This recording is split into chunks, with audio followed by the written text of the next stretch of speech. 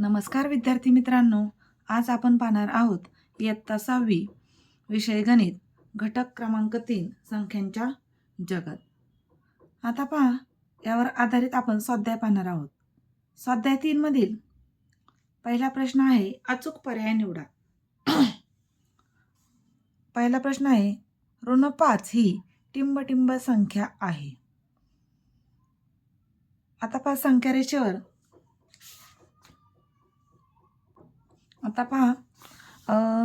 पूर्ण संख्या म्हणजे 0, 1, 2, 3, 4 अशा पुढे अनंत संख्या. नैसर्गिक संख्या म्हणजे काय?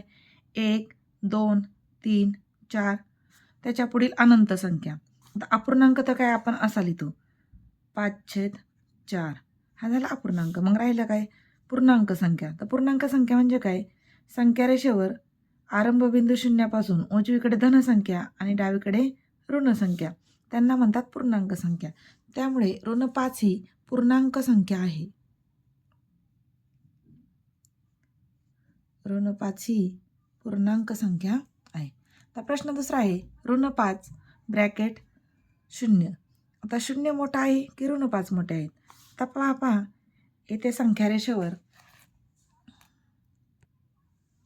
येथे 0 आहे. 0च्या पुढे 1, 2, 3, 4, 5, 6, 7 शून्यापेक्षा मोठ्या संख्या आहेत आणि शून्यापेक्षा इकडे डावीकडे गेले की लहान होत जातात. शून्यापेक्षा लहान ऋण 1, त्याच्यापेक्षा लहान ऋण 2, त्याच्यापेक्षा लहान ऋण 3, त्याच्यापेक्षा लहान ऋण 4 आणि त्याच्यापेक्षा लहान ऋण 5. म्हणजेच ऋण 5 ही संख्या शून्यापेक्षा कशी आहे? लहान आहे. आता पुढे आहे खालील विधाने चूक की बरोबर ते लिहा. 0 ही सर्वात लहान नैसर्गिक संख्या आहे. आता 0 ही सर्वात लहान नैसर्गिक संख्या आहे. नैसर्गिक संख्या आपण कशाला म्हणतो? ज्या संख्या 1, 2 आणि 3 अशा अनंत असतात त्यांना नैसर्गिक संख्या म्हणतो. पण 0 ही येते त्याच्यामध्ये नाही. म्हणजे 0 ही सर्वात लहान नैसर्गिक संख्या न येता 1 ही सर्वात लहान नैसर्गिक संख्या आहे. त्यामुळे हे वाक्य चुकीचे आहे. दुसरा प्रश्न आहे सर्व नैसर्गिक संख्या या पूर्ण संख्या आहेत. आता पहा पूर्ण संख्या म्हणजे काय? 0, 1, 2, 3, 4, 5 यांना म्हणायचं पूर्ण संख्या. मग नैसर्गिक संख्या म्हणजे काय? 1, 2, 3, 4 आणि 5 अशा अनंत. म्हणजे नैसर्गिक संख्या या पूर्ण संख्या आहेत म्हणून हे वाक्य विधान बरोबर आहे.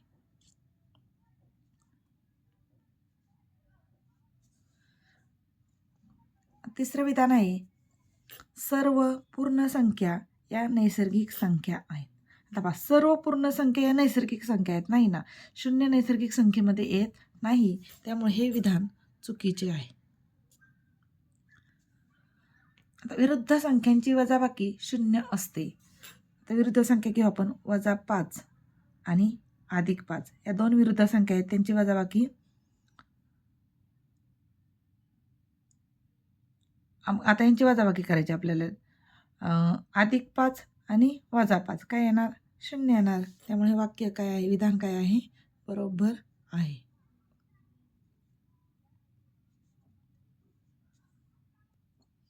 पहा विरुद्ध संख्यांची बेरीज 0 असते, वजाबाकी नाही. आता हे -5 आणि +5 बरोबर करूया. हे -5 आणि हे +5 होतील. वजा अधिक वजा होतं. मग -5 आणि -5 किती येणार? वजाबाकी -10 येणार पहा. त्याच्यामुळे विरुद्ध संख्येची वजाबाकी 0 नसते. म्हणून हे विधानसुद्धा काय आहे? चूक आहे. आता प्रश्न तिसरा आहे खालील 4 संख्या चढत्या क्रमाने लिहा. तर चढता क्रम म्हणजे काय? तर चढत्या क्रमाला सुरुवातीला लहान संख्या मग त्याच्यापेक्षा मोठी संख्या. मग आता पहिल्यांदा कोणती संख्या येईल? चढता क्रम. येथे लहान संख्या कोणती आहे? 29, नंतर 35, नंतर 87 आणि नंतर 104. सर्वात मोठी संख्या काय ते शेवटी येते पहा. आता दुसरी संख्या दिली आहे. यातली काय येईल बरं? लहान संख्या चढता क्रम. 27, 39, 87 आणि 401. हा झाला या संख्यांचा चढता क्रम. आता या संख्यांचा चढता क्रम काय येईल? या 4 संख्यांमधली लहान संख्या कोणती आहे? 21, नंतर 85, नंतर 93 आणि नंतर 793. आपण या 4 संख्यांचा चढता क्रम बघूया. चढता क्रम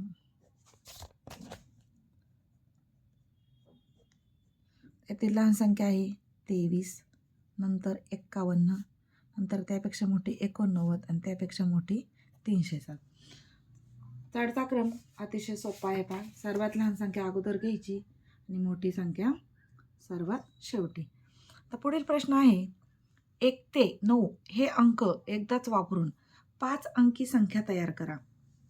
त्यांचे वाचन व शब्दात लेखन करून सर्वात मोठी व सर्वात लहान संख्या कोणती ते लिहा. आता 1 ते 9 हे अंक एकदाच वापरायच्यात.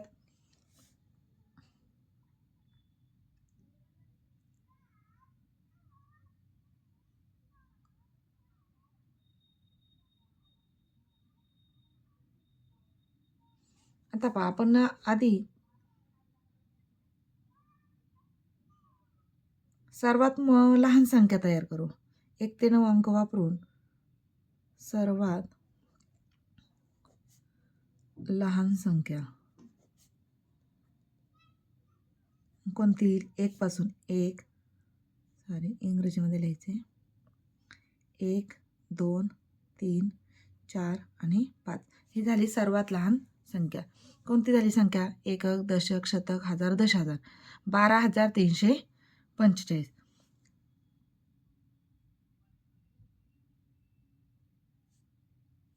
आता सर्वात लहान संख्या आहे 12,345. आता ही आपण शब्दात लिहूया. 12,345. आता मोठी संख्या कोणती तयार होईल? तर मोठीला आपल्याला 9 अगोदर वापरावा लागेल. मग सर्वात मोठी संख्या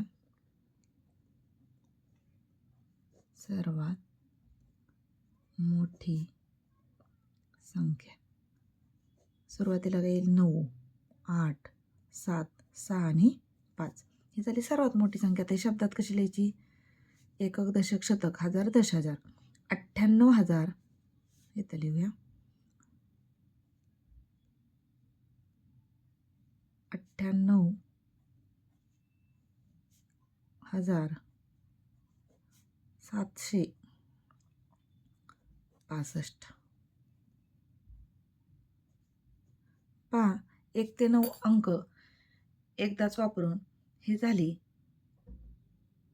सर्वात लहान संख्या आणि सर्वात मोठी संख्या. आता काय म्हटलं? बहिवर संख्या पट्टी काढून त्यावर -5, 3, -3 व 7 या संख्या दाखवा. आपण इथं संख्या रेषा काढूया. संख्या रेषेचा आरंभबिंदू 0 पासून असतो. 0च्या उजवीकडे धन संख्या असतात आणि 0च्या डावीकडे ऋण संख्या असतात.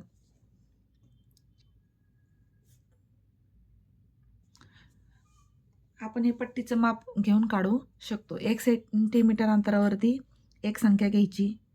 1, 2, 3, 4, 5, 6, 7, 8 इथपर्यंत आपण काढूया. ते इकडे 1, 2, 3, 4, 5, 6, 7, 8. इकडे येणार धन 1, धन 2, धन 3, धन 4, धन 5, धन 6, धन 7, धन 8. इकडे ऋण 1, ऋण 2, ऋण 3, ऋण 4, ऋण 5, ऋण 6, ऋण 7 आणि ऋण 8. आता त्यावर कुठल्या संख्या टाकायच्यात? ऋण 5. तर ऋण 5ला आपण इथे असा गोल करून पी बिंदू नाव देऊया. ही झाली ऋण 5. तर 3 इथे आहे, याला आपण क्यू बिंदू नाव देऊया. नंतर आहे ऋण 3, इथं आपण आर नाव देऊया आणि आहे 7. इथं आपण एस नाव द्या. हे आपण रेषा संख्या रेषेवर दाखवलेल्या आहेत. आता दुसरा प्रश्न आहे, शून्याच्या उजव्या बाजूच्या संख्यांना कोणत्या संख्या म्हणतात? आता पहा, शून्याच्या उजव्या बाजूच्या संख्यांना कोणत्या संख्या म्हणतात? आता पहा, शून्याच्या उजव्या बाजूच्या संख्यांना धनसंख्या म्हणतात. कोणत्या संख्या म्हणतात? धनसंख्या. आणि शून्याच्या डाव्या बाजूच्या संख्यांना ऋणसंख्या म्हणतात. पहा, उजव्या बाजूंना धनसंख्या आणि डाव्या बाजूंना ऋणसंख्या म्हणतात. उत्तर आहे शून्याच्या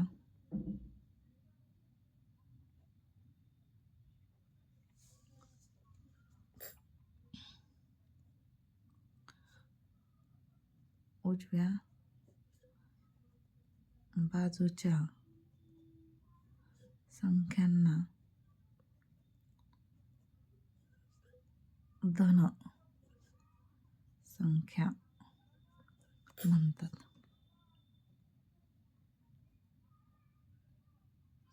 आणि शून्याच्या डाव्या बाजूच्या संख्यांना कोणत्या संख्या म्हणतात? शून्याच्या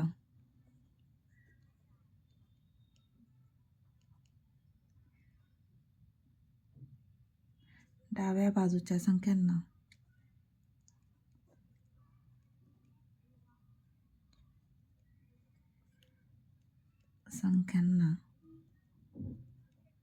ऋणसंख्या म्हणतात.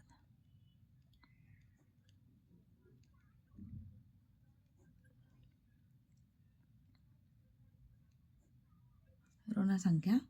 पहा, पुढील गणित आहे, पर्यावरण संरक्षणासाठी एका जिल्ह्याने आर्थिक वर्ष 2023-24 मध्ये रुपये 69,27,762 एवढा खर्च केला व आर्थिक वर्ष 2024-25 मध्ये रुपये 88,36,584 खर्च केला, तर दोन्ही आर्थिक वर्षातील एकूण खर्च किती झाला? वर्ष 2023-24 पेक्षा 2024-25 मध्ये किती अधिक खर्च झाला? प्रथमतः आपल्याला दोन्ही आर्थिक वर्षातील एकूण खर्च विचारलेला आहे. एकूण म्हटलं तर आपल्याला दोन्ही आर्थिक वर्षातील खर्चाची काय करावी लागेल? बेरीज करावी लागेल. आता पहा, 2023 आणि 24 मध्ये किती खर्च झाला? 69,27,762 आणि 2024-25 मध्ये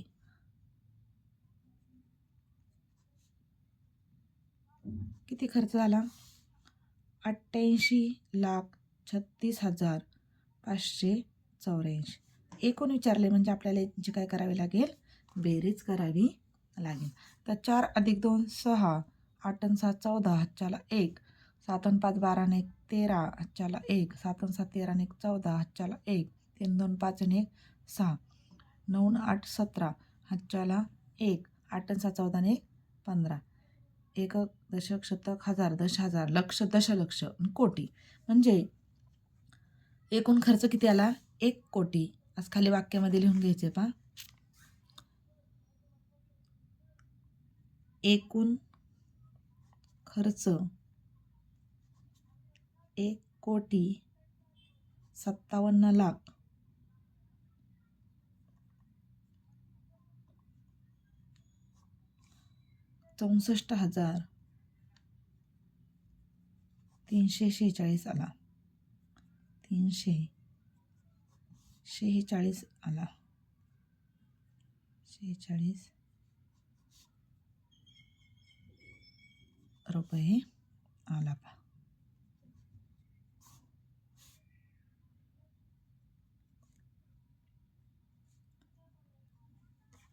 आता काय म्हटलंय?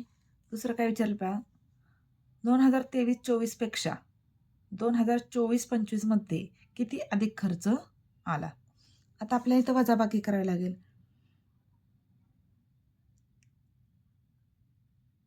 2024-25 मध्ये किती आलेला आहे?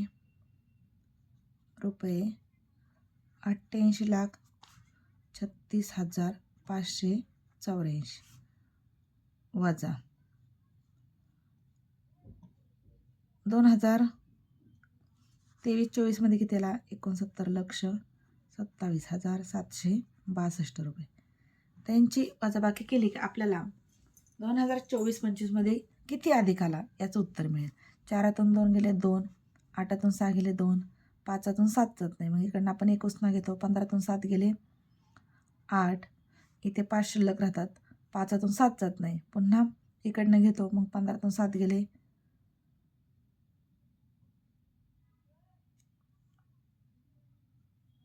8 आणि 7 15, 15तून 7 गेले 8, इथे 2 राहतात. 2तून 2 गेला 0, 8तून 9 जात नाही, परत इकडनं घेतला. 18तून 9 गेले 9, इथे राहिले 7, 7तून 6 गेला 1.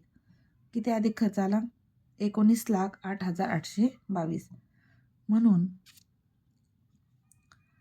2023-24 पेक्षा 2024-25 मध्ये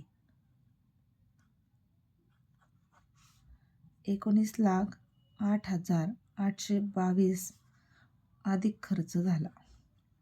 अधिक खर्च झाला.